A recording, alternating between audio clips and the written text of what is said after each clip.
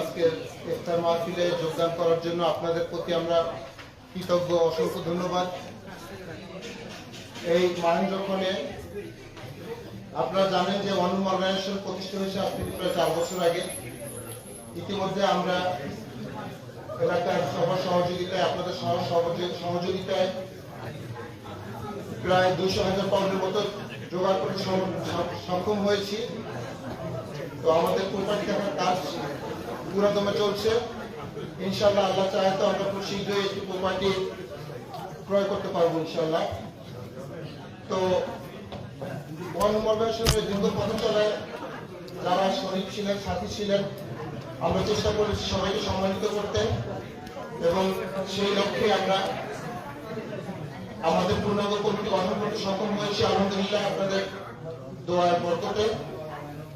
এবং আমি এখন আমাদের পূর্ণাঙ্গ কমিটি ঘোষণা করবো ইনশাআল্লাহ। প্রথমে সভাপতি মন্ডলী, আপনারা জানেন প্রত্যেকটা প্রতিষ্ঠানের প্রাণ হচ্ছে সভাপতি মন্ডলী।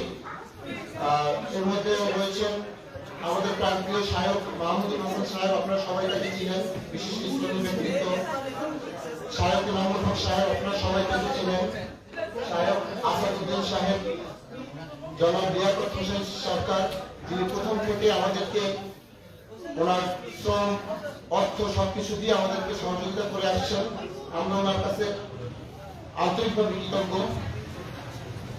জনাব অধ্যাপক নুরুল ইসলাম, জনাব ASM আনিসুজ্জামান, জনাব ডাক্তার মুশফিক আলম, জনাব ডাক্তার সৈয়দুল্লাহ নিহা, জনাব আলমগীর ফরাজি, জনাব মোহাম্মদ নুরুল সাফা আইনজীবী, জনাব সাদিকুর রহমান, জনাব আব্দুল্লাহ মামুন ভাই অ্যাকাউন্টেন্ট।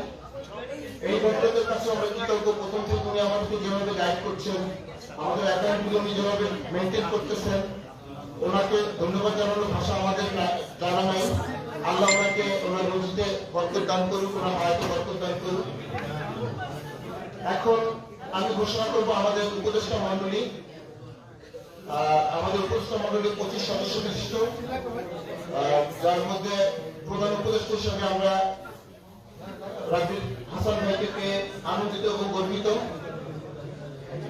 রাব্বিল হাসান ভাই প্রথম থেকেই শুধু আমাদের না, এই কমিটির প্রত্যেকটা বিষয়ে, প্রত্যেকটা সেক্টরে উনি যেভাবে অবদান রাখছেন, আল্লাহ ওনাকে হায়াতে রুজিতে বরকত দান করুন, এবং আমরা যেন ওনার সঙ্গে থেকে উপকৃত হতে পারি ইনশাআল্লাহ। জনাব মোহাম্মদ নজরুল ইসলাম, জনাব সৈয়দ মুবাশশির আহমেদ, জনাব লুৎফুর রহমান, জনাব মোহাম্মদ আসাদুজ্জামান, জনাব